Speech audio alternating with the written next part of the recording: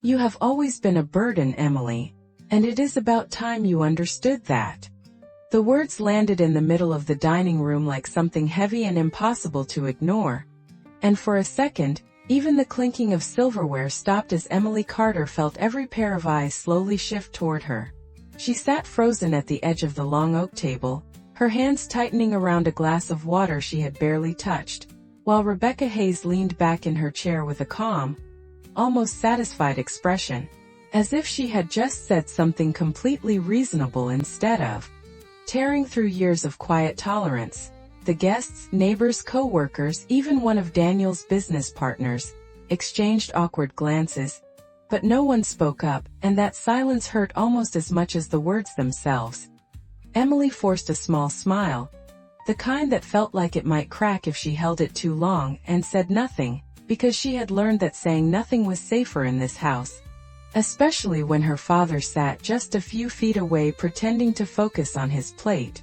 Daniel cleared his throat but did not look at her, and that told Emily everything she needed to know. This was not just Rebecca speaking out of frustration. This was something that had been agreed on, maybe even discussed when Emily was not around. The room slowly returned to its low murmur, but the damage had already been done, and Emily could feel it settling in her chest, heavy and sharp. She excused herself quietly, pushing her chair back with careful control, and walked down the hallway toward her bedroom, each step echoing louder than it should have, until she closed the door behind her and leaned against it, staring at the desk where a small folder sat untouched. Her college acceptance letter was still inside, along with the account details for the fund her mother had set up years ago. The one thing that had always felt certain in her life, the one promise that had never been questioned, and yet for the first time a cold, creeping thought slipped into her mind, something that made her stomach tighten as she crossed the room and picked up the folder with unsteady hands, because suddenly she was not so sure that anything in this house still belonged to her at all. Emily sat on the edge of her bed, staring at the folder in her hands like it might suddenly explain everything if she just looked long enough. But the numbers printed on the statement did not change, and the balance that should have been there, the one her mother had built over years with careful planning, was not just lower than expected, it was completely gone.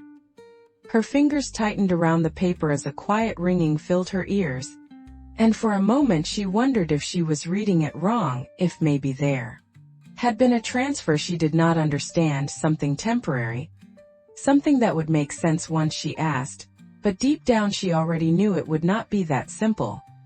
She reached for her phone and opened the banking app, entering her credentials with slow, deliberate movements, and when the screen loaded, it confirmed what the statement had already told her. The account was empty. Every dollar that had once been there had been withdrawn in a series of transactions over the past few months. Transactions she had never approved and had never even been told about. Emily swallowed hard and stood up, pacing the small room as the realization settled in piece by piece. This had not happened overnight. This had been planned, done quietly while she was focused on school, on applications, on believing that her future was still secure. She stopped in front of the mirror, staring at her own reflection as if she might find answers there. But all she saw was someone who had been kept in the dark for far too long. The sound of laughter drifted faintly from the dining room down the hall, and it made something inside her chest tighten, because it meant that whatever had been taken from her had not been taken in desperation or chaos. It had been taken while everything else in the house carried on like nothing was wrong. Emily glanced back at the folder, then at her phone, and one detail stood out more than anything else. The name attached to the authorized access on the account, a name she had trusted without question. A name that now felt like the beginning of something much worse than she had imagined. Emily stared at the name on the screen, her breath catching as the realization settled in with a quiet, sinking weight. Because the authorized user listed on the account was not a stranger and not a mistake, it was Rebecca Hayes. For a long moment she just stood there, her phone still in her hand, as if the truth might somehow rearrange itself into something less painful. But it did not, and the more she thought about it, the more the pieces began to fall into place in ways that made her stomach twist. Rebecca had always insisted on helping manage things after Emily's mother passed, saying it would be easier, more organized, safer that way, and Emily had believed her because she had wanted to believe that someone in the house was looking out for her future. Now that trust felt like something she had handed over without question, something that had been quietly used against her. The sound of footsteps in the hallway made Emily quickly lock her phone and set the folder back on her desk, her heart starting to race as she realized she was not ready to confront anyone yet. Not without understanding exactly what had happened. The door opened slightly and her father leaned in, his expression hesitant but distant, as if he was checking a box rather than checking on her, asking if everything was all right in a tone that did not wait for a real answer. Emily forced a small nod, the same practiced response she had used for years, and he accepted it immediately, closing the door again without stepping inside. Once he was gone, Emily exhaled slowly and looked back at the folder, her mind moving faster now, sharper, because if Rebecca had taken the money, then it meant this had been happening over time, carefully, deliberately, and possibly with more behind it than she could see yet.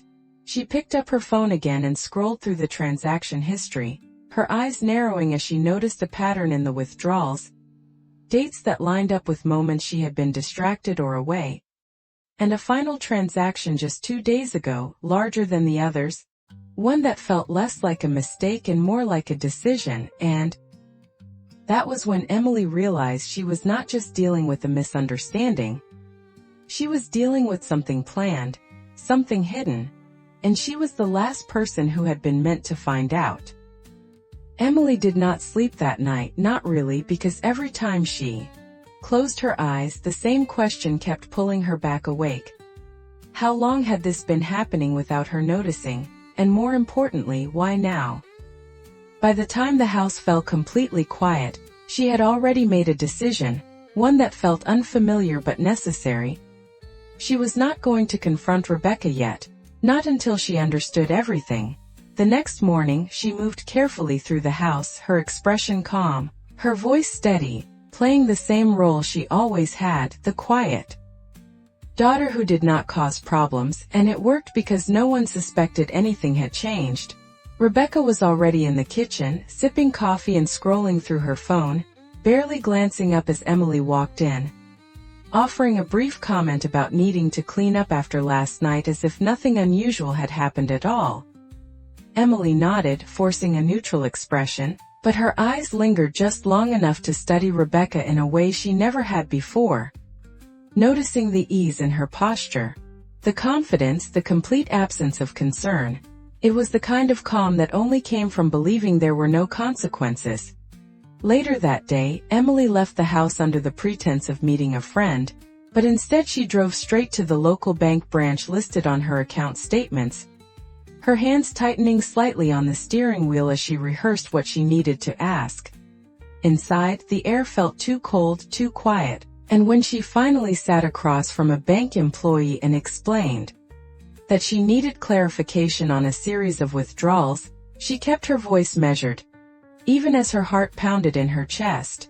The employee pulled up the account, scanning through the details with a polite but professional expression, and then paused for just a second too long, the kind of pause that made Emily's stomach drop before a single word was said. When the employee finally spoke, it was careful, almost hesitant, explaining that the withdrawals had been authorized and processed correctly, that the account access had not been violated, and that everything had been done by someone with full legal permission.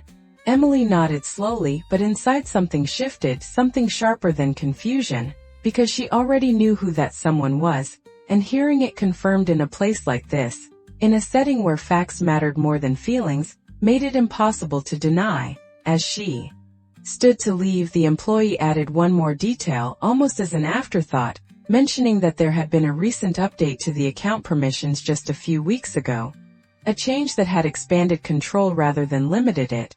And that was when Emily realized this was not just about money being taken, This was about someone making sure they could take everything without being stopped. Emily drove home slower than usual, her mind replaying the bank employee's words over and over, each detail settling into place with a clarity that felt almost too sharp to ignore, because this was no longer a question of whether something had gone wrong. It was a question of how far it had gone and who had allowed it to happen. When she pulled into the driveway, the house looked exactly the same as it always had, quiet, polished, untouched by the kind of truth she was now carrying inside her.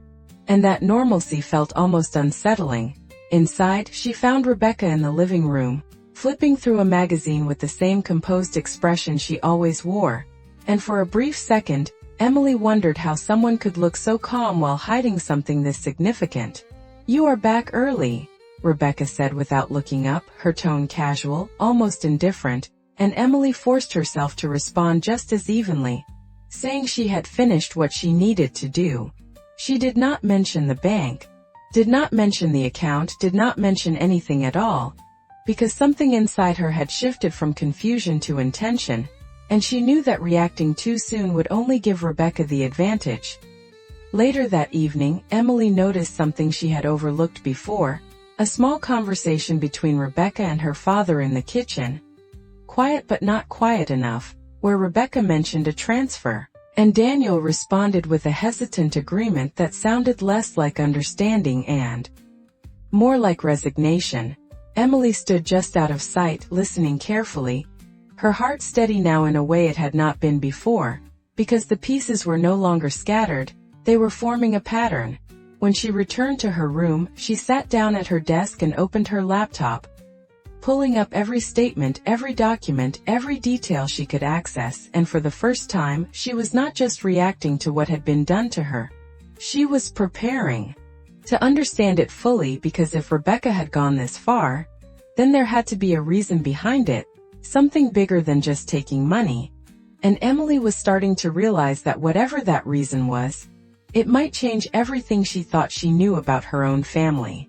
By midnight, Emily had spread everything across her desk, printed statements, handwritten notes, and a timeline that was starting to feel less like a theory and more like proof, because the pattern was undeniable now. The withdrawals had not just been frequent, they had been deliberate, spaced out just enough to avoid attention, and always tied to moments when she had been distracted, exams, interviews, college visits, times when she trusted that everything else in her life was being handled the way it should have been. She leaned back in her chair, staring at the ceiling as her thoughts sharpened into something more focused, because one detail kept pulling at her. The account permissions update the bank employee had mentioned, the one change that had made everything else possible. Emily turned back to her laptop and searched through older documents, digging deeper than she ever had before, until she found it, a digital record of the authorization change, dated just 3 weeks ago, with a signature attached that made her chest tighten, because it was not just Rebecca's name, it was her father's as well. For a long moment Emily just stared at it, her mind trying to reconcile what she was seeing with the man she had grown up trusting. But the more she looked, the harder it became to deny. This had not happened behind his back. He had been part of it, whether willingly or not. The next morning, Emily moved through the house with the same quiet composure. But inside, everything had shifted, because now she was not just looking at Rebecca differently, she was looking at her father differently too, noticing the way he avoided eye contact, the way his responses felt rehearsed, the way he deferred to Rebecca in even the smallest decisions. Later, as she passed by the kitchen, she caught another fragment of conversation, Rebecca mentioning something about finalizing everything before August, and Daniel responding with a low, uncertain agreement that sounded more like hesitation than confidence. Emily kept walking, not letting them see that she had heard, but the words stayed with her, echoing in a way that made one thing clear: whatever Rebecca was planning, it was not finished yet, and if Emily did not act soon, there might be nothing left to uncover at all. Emily stopped thinking of it as confusion and started treating it like a case, because once she shifted her mindset, everything became clearer. The silence in the house, the careful timing, the way Rebecca always seemed one step ahead. It all pointed to control, not coincidence. That afternoon, instead of going straight home after school, Emily sat in her car parked across the street, watching the house through the windshield, something she had never imagined herself doing. But now it felt necessary because she needed to see what happened when she was not inside playing her usual role. After nearly 20 minutes, Rebecca stepped out onto the front porch, speaking on the phone with a tone that was lower and sharper than the one she used inside, pacing slowly as if the conversation required focus, and even from a distance, Emily could tell this was not casual, this was important. She leaned forward slightly, straining to catch even a fragment of what was being said, and while she could not hear everything, one phrase carried clearly enough to make her chest tighten. "The transfer is already done, we just need to move the rest before she notices." And for a second, Emily felt the air leave her lungs because there was no more room for doubt now, no more possibility of misunderstanding. She sat back slowly, gripping the steering wheel as her thoughts raced, not in panic this time but in calculation, because if Rebecca was still planning to move more money, then that meant there was something left, something that had not yet been taken. When Rebecca finally went back inside, Emily waited a few more minutes before stepping out of the car, her movements steady, controlled, because she knew that whatever came next, she could not afford to react emotionally. That evening, she returned to her room and reviewed everything again, but this time with a new focus, not just what had already been taken, but what remained and how it could be protected. She opened her laptop and began researching quietly account restrictions, legal access limits, anything that could give her leverage, because the balance of power in the house had shifted. Even if Rebecca did not realize it yet, and for the first time since all of this began, Emily felt something she had not felt before, not fear, not confusion, but a clear, steady sense that she was no longer just the one being affected. She was becoming the one preparing to respond. The next morning, Emily woke up earlier than usual, her mind already clear on what she needed to do. Because this was no longer about waiting or hoping for an explanation. It was about taking control before there was nothing left to protect. She moved quietly through the house, careful not to draw attention, and left before anyone else was fully awake, heading straight back to the bank with a calm determination that surprised even her.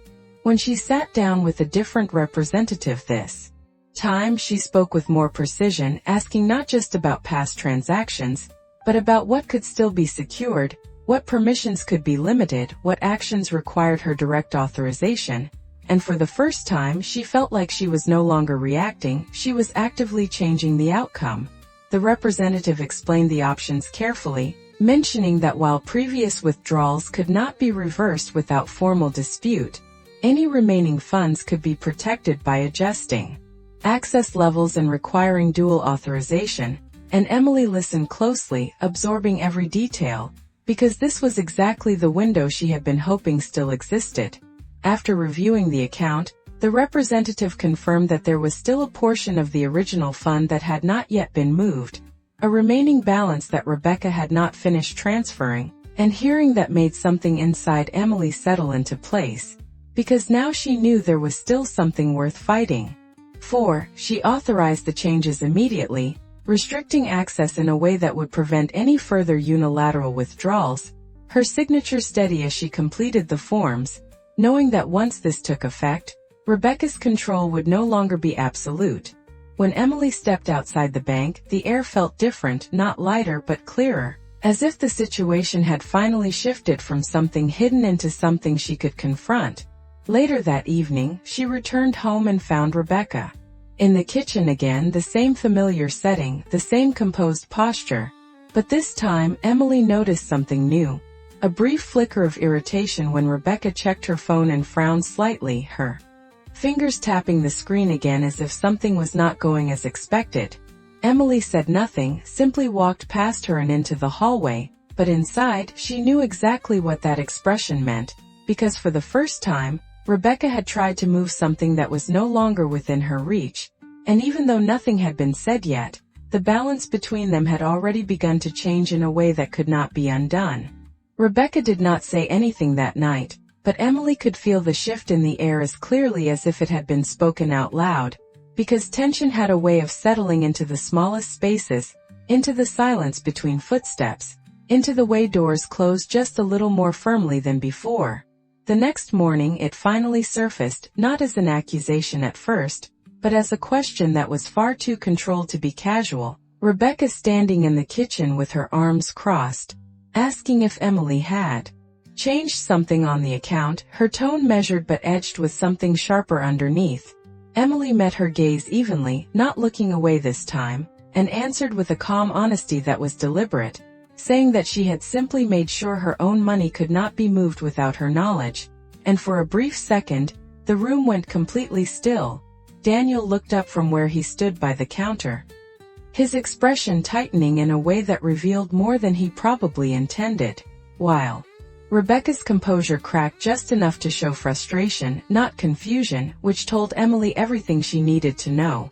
What followed was not an explosion, but something quieter and more revealing. Rebecca insisting that everything she had done was for the family, that managing the funds had been necessary, that Emily did not fully understand how things worked, and Emily listened without interrupting, because now she recognized the pattern, the way control was disguised as responsibility.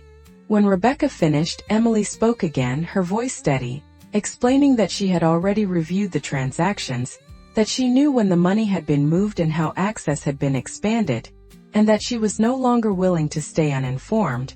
Daniel shifted uncomfortably, finally speaking in a low voice that suggested he had known more than he admitted, saying that it was complicated, that there were financial pressures Emily did not see. But Emily held her ground because complexity did not erase what had been done. For a moment no one spoke, and in that silence something fundamental changed, because Emily was no longer the quiet presence at the edge of the conversation. She was at the center of it.